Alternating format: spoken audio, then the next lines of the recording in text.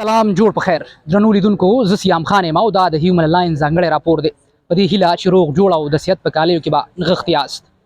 د مولانا خانزیب د مرګ نه وروسته په چارسده شمالي اشنغر کې د علمي بیټک په نوم د کتابتونونو لړۍ پیل شوې ده د دوی په خبرو دوی وایي د شهید مولانا خانزیب ټولنې ته دغه شعوري هڅې باید تم نشي او نوره ادامه ورکړو دغه علمي بیټک د مشرتابه شاهد صاحب او نورو مشرانو سره پر دغه موضوع غږیږم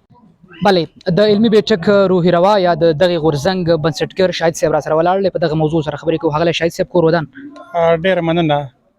په خیر علی کور مودن شاهد صاحب راته ووایاست په لنډو ټکو کې چې د مولانا خانزیب د مړینې نه وروسته تاسې په شمالي اشنغر کې په مختلفو ځایونو کې د بوک باکس پرانسته وکړله د دې تر شا څه ولې مو دغه پیل وکړ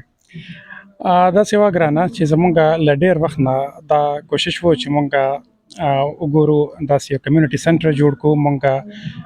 پبلک لایبرري جوړ کړو خو بیا چې کله مونږ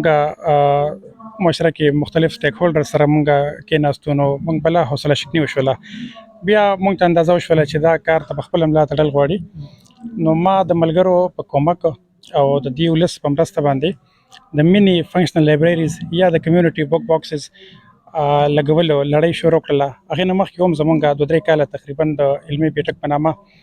یوه لیټرري سوسایټي شته دی مونږ ټایم په ټایم راجمع کیږو مختلفو موضوعاتو مختلف کتابونو باندې مونږ سټډي سرکلز کوو بیا دغه د علم دوستۍ او د کتاب دوستۍ پروموټ کولو دغه هڅې مونږ غوښتل چې یو نوی پړاو راولو په دې کې نو مونږ دغه عزم کړی دی د خیره مونږ دا دویم کتابتون دی دا مینی فنکشن لایبرریز دي او دا به مونږ اولنی فرصت کې غواړو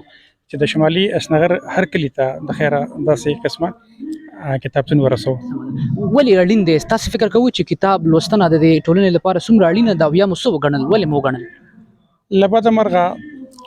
دا ریاست ډېر ډسارګنایزډ او ډېر کیوټک دی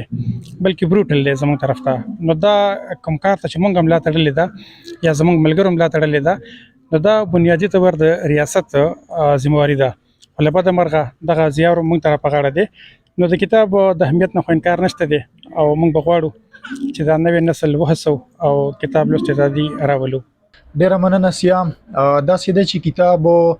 د علم یو سورس دی د کتاب نه بغیر د علم تصور نه کیږي دا کومه لړۍ چې د مولانا مرګ سره شروع شوله دغه د شهادت سره زما په خیال کې دا لړۍ یې ډیره وړاندې شروع شوې وي نو د دې نتایج چې کوم دی هغه بنن ډیر زیات منګه ته مثبت وي د پښتنو د یعنی د زوال د غوی د بربادي خډیر وجوهات دي خو یو تر ټولو مهمه وجه چې کومه د غدار چې منګه تاریخي تور د کتاب نړیر لري پاتې شوی کتاب چې کوم دی دا د یو لیکوال د عمر تجربه ده داغه د علم ارق جوهر دی دا مطلب دا چې منګه سره د کتاب یعنی رائټر چې کوم دی لیکوال چې کوم دی هغه د کتاب په شکل کې منګه سره خوندي پاتې شي اوس باید چې دغه کتاب منګه وګورو چې دغه کې څه خبره لیکل شوې ده سن دغه رنګ د علم هغه یو ارتقا چې کوم دی هغه کیږي نو زما په خیال چې د کتاب نه بغیر د اوس د مولانا سره منګه خوشبینی چې هغه د مرګ نه د شهادت نه پس منګه یینو چې کتاب ډیر زیات خور شو به باید چې دغه کتاب ولوستل شي واځي وانه خستل شي بلکې ولوستل شي هغه هغه باندې ډیسکشن وشي هغه یو بل سره شیر شي دغه آیډیاز او تنقیدي نظر باندې چې کوم دی وکتل شي نو زما په خیال دا بس موږ د پاره ډیر زیات خوشاله دي مولانا خانزیب چې کوم دی پښتون مولاو ده بل د چې دا کم کار کړی دی نه په کوم وطن کې چې سړی اوسیږي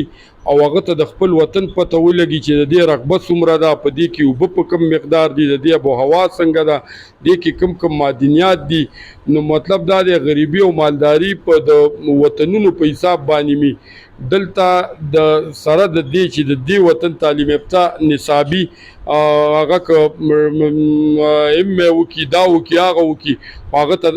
دا پته نه مولانا خانزیب چې کم کار کړی دی نو دا د وطن روغه او د نن پیژانګلوي کړی دا یو هم کارو د خپل وطن پیژانګلوي دی نوی کول ته کړی دا مولانا خانزیب چې دنیا آباد دی د کار شتمنه پښتونخوا چې هغه کې هغه مدلل او مفصل انداز د خپل وطن پیژانګلو کړی دا ټول عمر بیا دي اباسین وی حافظه مې د کمزور ویر مې ډیر دي او دا ستا حسن بلاوم د چا نه هیر شي چې دا دنیا بعد مولانا خانزیب په دغه شتمنه پښتونخوا ژوندی په نننۍ غونډه یا پروګرام کې د پیښور پوهنتون د سیاسي علومو مشرتابه درویش دورانی او د مختلف څانګو او بخشونو سره منسلک خلکو ګډون ودرلوده. د دوی په خبرو دوی وایي د خاورې ته د علم او د فهم اړتیا ده. دا وا د هیومن لاین ځانګړی راپور چې سرته رسي شیر چمیاس پور مودان.